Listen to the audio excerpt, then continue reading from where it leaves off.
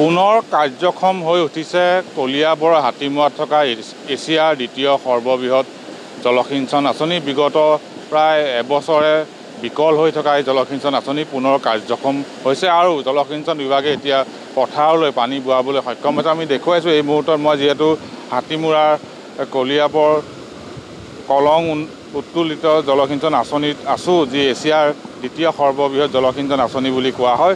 আৰু এই আঁচনি প্ৰায় বিকল হৈ থাকে কাৰিকৰী দিশৰ পৰা, কিন্তু পথাৰত যাৰ বাবে কৃষকে সময়মতে পানী লাভ নকৰে। আৰু বৰ্তমান সময়ত এই আঁচনিখন কিন্তু পুনৰ কাৰ্যক্ষম কৰি তোলা হৈছে, পথাৰলৈ পানী বোৱাবলৈ সক্ষম হৈছে জলসিঞ্চন বিভাগ। আৰু এই মুহূৰ্তত আমি দেখুৱাইছোঁ যে কিদৰে এই উত্তোলন জলসিঞ্চন আঁচনিৰ দ্বাৰা পথাৰলৈ এই বৃহৎ কেনেল দি পানী বোৱাই নিয়া হৈছে। আৰু যিহেতু ইয়াত বিভাগীয় বিষয়া আছে, বিষয়া ইয়াত উপস্থিত আছে, আমি তেওঁৰ পৰা আচলতে জানিব চেষ্টা কৰিম যে দীৰ্ঘদিন ধৰি এই আঁচনি বিকল হৈ আছে, পুনৰ আপোনালোকে পুনৰ কাৰ্যক্ষম কৰিলে।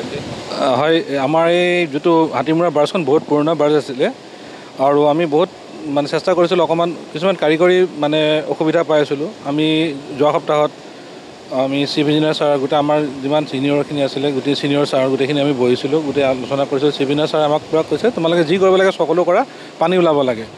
কোনো সেই হিচাপত আমি যেতিয়া ছাপৰ্টটো পাই গ'লোঁ, আমি এতিয়া পূৰা লাগিলোঁ। কি য'ত বেয়া আছে আমি ধৰক কালি আমি চেষ্টা কৰিছোঁ, কিবা এটা প্ৰব্লেম ওলাই, এটা প্ৰব্লেম ঠিক কৰিলে আৰু এটা প্ৰব্লেম ওলাইছিলে। সকলোখিনি আমি ধৰক কিছুমান বস্তু আমি ৰাতিপুৱাই গুৱাহাটীৰ পৰা আনাইছোঁ, আনি পেলাই কালি সন্ধিয়া চলিছে আৰু আমি এতিয়া চলাব পৰাকৈ আমি কাৰ্যক্ষম বুলি আশা কৰিছোঁ। এতিয়া দেখা গৈছে পথাৰলৈ পানী যি বোৱাই নিয়া নলাসমূহ আছে, হাবি জংঘল হৈছে, ক'ৰবাত নলা নষ্ট হৈছে, সেয়া কেতিয়ালৈ ঠিক হ'ব? আৰু হাবি জংঘলটোতো বহুত ভয়ংকৰ জংঘল হৈছে আমি দেখিছোঁ। আৰু কিছুমান জেগাত নলা ভাঙি আছে, কাটি থোৱাও আছিলে, ধৰক বানপানীৰ সময়ত কোনোবাই কাটিছিলে পানীটো যাতে ষ্টেগনেট নহ'বৰ কাৰণে। আমি কিছুমান কেনেল আমি কোনো অনুমোদন নোপোৱাকৈ আমি ভাল কৰিছোঁ পানী যাব পৰাকৈ। আৰু জংঘলৰ ক্ষেত্ৰত আমি এটা প্ৰপ'জেল দিছোঁ। এইকেইদিনত আমি জংঘলটো কাটিব নোৱাৰোঁ, আমাৰ কাৰণ এইটোতো বহুত খৰচা আছে, কিন্তু আমি অতি সোনকালে আমি জংঘলটো কাটি, বিশেষকৈ মই তেজপুৰ ৰাস্তাটোলৈকে বা এইফালে ভৰলী নামঘৰৰ ৰাস্তাটো এইখিনিলৈকে বা শিলঘাটৰ পিনে জয়সাগৰ কেনেলৰ বাঘৰ চুকল, এইখিনি মই এটা ডাঙৰ এৰিয়া এটা জংঘলমুক্ত কৰিবৰ কাৰণে প্লেনিং কৰিছোঁ আৰু প্লেনিংটো ছাকচেছ হ'ব বুলি মোৰ বিশ্বাস আছে। খেতি কৰাৰ সময়ত পানী নিয়মীয়াভাৱে পাবনে? আমাৰ ইলেক্ট্ৰিচিটি কানেকশ্যনটো, পাৱাৰ ছাপ্লাইটো থাকিলে আমি পাম। পাৱাৰ ছাপ্লাইৰ গোটেই ACBৰ মানুহখিনিৰ লগত আমি কথা পাতিছোঁ, SDOৰ লগত, তেওঁলোক পুৰা ছাপৰ্টত আছে। আজি ৰাতিপুৱাই কাৰেণ্ট নাছিলে, অকণমান দেৰি হ'ল কাৰণে চলোৱাৰ কাৰণে, তেওঁ কোৱাৰ লগে লগে কাৰেণ্টটো আহিছে, কাৰণ কালিও বিৰাট ডাঙৰ ধুমুহা হৈছিলে। আৰু তেওঁলোকক ছাপৰ্ট দিলে আমি পাৰিম পানী দিব। খালি এটা কথা, আমি কেনেলটোৰ কেপাচিটি চাই পেলাই আমি গোটেই কেনেল নোৱাৰোঁ, এটা যেনেকৈ আগতে পাই আছিল তেনেকৈ আমি দিব চেষ্টা কৰিম। যিমান দূৰ পাৰে তালৈও যাব চাম, আৰু আমি বেছি কৰিব চাম লেংথটো। আৰু কিন্তু আমি বাৰিষা কালত খৰালি কালত আৰু এটা কাম কৰিম। আমি কিছুমান ধৰক আমাৰ মেইন গেটৰ ওচৰতে কিছুমান হিম পাইপৰ এটা চিৰিজ আছে, তাতে কি হয় পানী প্ৰথমতে মেইন কেনেলৰ ফ্ৰণ্টতে পানী ব্লক হয়, তেনেকৈ বহুত জেগাত হিম পাইপ বনাই থোৱা আছে। তাতে কি হয়, হিম পাইপবিলাক 100% ফিল আপ হৈ গ'লে পানীটো নাযায়, প্ৰেছাৰটো নাপায়। তাতে পানী অকণমান যেনেকৈ ইয়াতো অকণ ফাঁক আছে, ফাঁক থাকিব লাগে, তেতিয়াহে পানীটো যায়। গতিকে আমি সেই যিমানবিলাক হিম পাইপ কালভাৰ্ট আছে, আমি য'ত টাৰ্গেট লৈছোঁ পানী দিম, গোটেইবিলাক ভাঙি পেলাই আমি বক্স টাইপ কালভাৰ্টটো কৰিবৰ কাৰণে আমি প্লেনিং কৰিছোঁ, এষ্টিমেট বনাইছোঁ, ছাবমিটো কৰিছোঁ। এতিয়া মেকানিকেলৰ অলপ কাম আছে, মেকানিকেলৰ ওপৰৰ ফালৰ পৰা তেওঁলোকে চেকিং কৰি আছে, হ'লে আমি অনুমোদন পাব।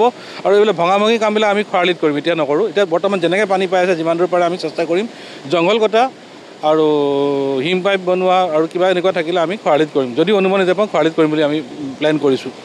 কিন্তু অসুবিধা আছে পানী বোৱাই নিয়াৰ ক্ষেত্ৰত, সেয়া আগন্তুক বছৰৰ ভিতৰত সম্পূৰ্ণ হ'বগৈনে? মই এটা এষ্টিমেট ছাবমিট কৰিছোঁ, ফেজ 1 বুলি। যিমানখিনি পাৰে আমি কৰিম, আকৌ ফেজ 2 ছাবমিট কৰিম। এইটো হোৱাৰ লগে লগে আমি ফেজ 2 ছাবমিট কৰিম। যদি পানীখিনি সেইখিনিলৈকে আমি ভালকৈ পাব পাৰি, পানী ফ'ৰ্চ চাই লওঁ, তেতিয়া আমি পিছৰখিনিও ছাবমিট কৰিম। আমি গোটেই কলিয়াবৰ দিবই চেষ্টা কৰিব চাই আছোঁ।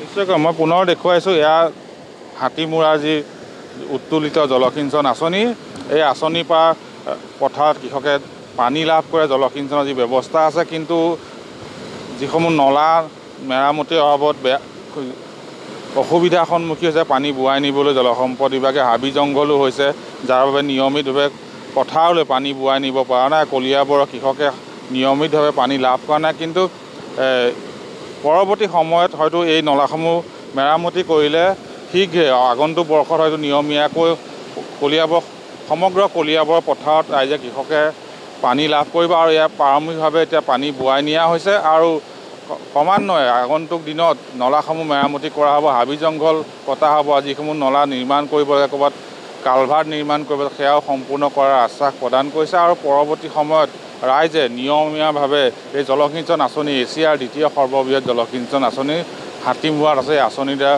হাজাৰ হাজাৰ বিঘা কৃষি পথাৰত পানী যোগান ধৰি থকা হৈছে, কিন্তু বিগত কেইবছৰমান ধৰি এই আঁচনি বিকল হৈ পৰা নিয়মীয়াভাৱে পথাৰত পানী লাভ কৰা নেকি, কিন্তু বৰ্তমান পুনৰ কাৰ্যক্ষম হৈ উঠিছে এই আঁচনি আৰু পৰৱৰ্তী সময়ত নিয়মীয়াভাৱে এই কৃষকে পথাৰত পানী লাভ কৰিব হাতীমূৰাৰ এই জলসিঞ্চন আঁচনিৰ পৰা। আপুনি বিচৰা বাতৰি পাব কেৱল নিউজ 18 এপত।